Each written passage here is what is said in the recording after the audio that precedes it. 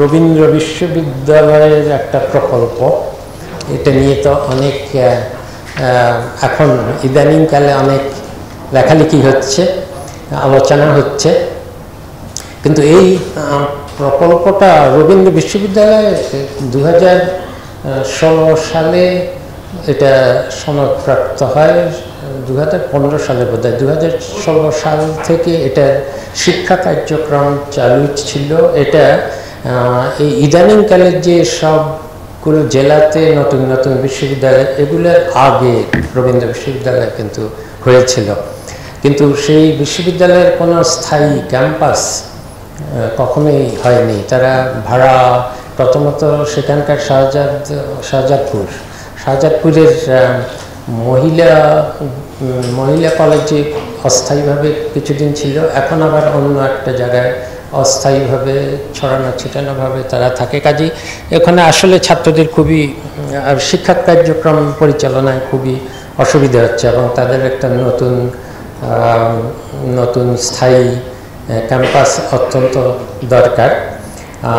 একটা ক্যাম্পাস যেটা অনেক দিন আগ থেকে নির্ধারিত ছিল, তারা কাগজপত্রের দিক থেকে আমরা দেখছি যে এটা ভূমি মন্ত্রণালয় থেকে প্রথমত এটা অকৃষি জমি হিসাবে, আসলে চারণভূমি ছিল, সেটাকে অকৃষি জমিতে পরিবর্তন করে সেটার অনুমোদন 2018 সালেই দেওয়া হয়েছিল। এছাড়া অন্যান্য যেসব ছাড়পত্র কাগজে কলমে সবই আছে, তাদের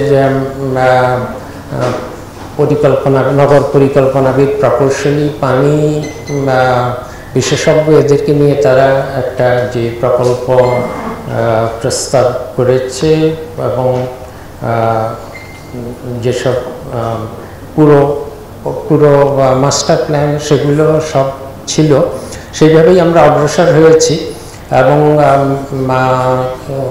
প্রথমে একনেকে একবার এসেছিল, আমরা তখন সিদ্ধান্ত নিয়েছিলাম এটা আমরা তো এই প্রত্যেক জেলায় বিশ্ববিদ্যালয়গুলো ভবিষ্যৎ কী হবে, কতদূর এগুলোকে কোন দিকে নেওয়া হবে, কীভাবে বিশেষায়িত হবে না কীভাবে থাকবে,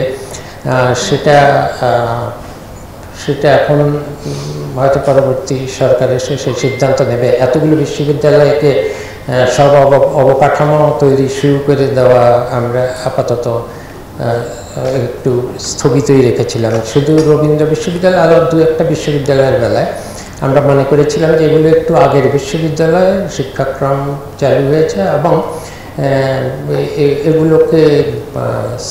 এগুলোর জন্য নতুন করে স্থায়ী অবকাঠামো নির্মাণ প্রয়োজন। তো যেহেতু এগুলো আমাদের আবার দ্বিতীয়বার একনেক সবাই আসলো, আমরা এটাকে অনুমোদন দিয়েছি, সংশোধিত যেই প্রস্তাব।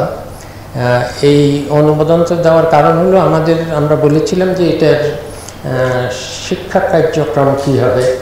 এটা যেহেতু আমরা একটা স্থায়ী ক্যাম্পাসের অনুমোদনও দেব, কাজেই এটা দীর্ঘমেয়াদী তাদের আসলে কী করতে চায়, কতদূর বড় হবে, ছাত্র সংখ্যা কী হবে, এটা রবীন্দ্রনাথ নামের বিশ্ববিদ্যালয় হলে তাহলে তো এর কিছু বৈশিষ্ট্য থাকতে হবে।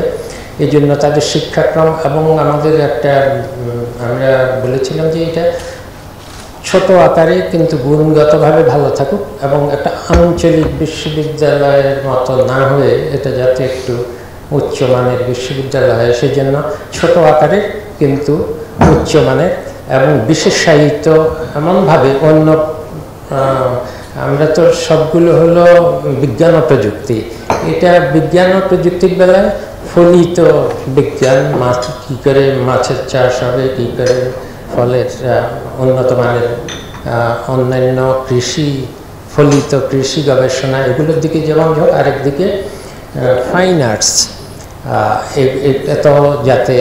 এটা তো আমাদের অন্য কোনো বিশ্ববিদ্যালয়ের সবই প্রযুক্তি আর বিজ্ঞান জেলায় যেগুলো হয়েছে, এটাকে একটু অন্যভাবে করার কথা বলেছি, কিন্তু ছোট আকারে যেন হয়। এখন এখানে আমরা অনুমোদন দিয়েছি, কিন্তু এটা যে জমি বরাদ্দটা ছিল সেটা পরিবেশ মন্ত্রণালয় থেকে জমির বরাদ্দটা যাওয়ার সময় এটাকে ভূমি অধিগ্রহণের অনাপত্তিপত্র দেওয়া হয়েছিল।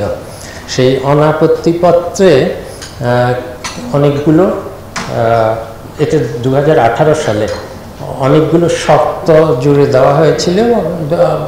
পরিবেশের যেসব শর্ত থাকে, জলাশয় ভরাটের বিভিন্ন বিধিনিষেধ থাকে, কিন্তু তার মধ্যে একটা শর্ত ছিল যে আলোচ্য প্রকল্পের জন্য বিধি মোতাবেক ছাড়পত্রের জন্য পরিবেশ অধিদপ্তরের সংশ্লিষ্ট কার্যালয়ে বরাবর আবেদন করতে হবে এবং ছাড়পত্র গ্রহণ করতে হবে। তো এটা সাধারণত একনেক পর্যায়ে যখন অনুমোদন হয় তখনই এই ধরনের প্রকল্প ছাড়পত্রের জন্য পরিবেশ মন্ত্রণালয়ে যায়।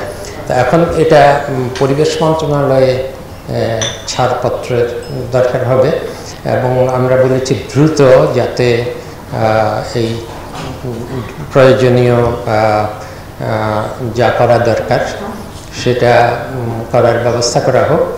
আর পরিবেশ নিয়ে এখানে যেখানে এটা জায়গাটা নির্ধারণ করা হয়েছে এটা নিয়ে পরিবেশবিদদের মধ্যেও কথা আছে, কিন্তু আবার এখানেও বিশ্ববিদ্যালয়ের দিক থেকেও তারা যেই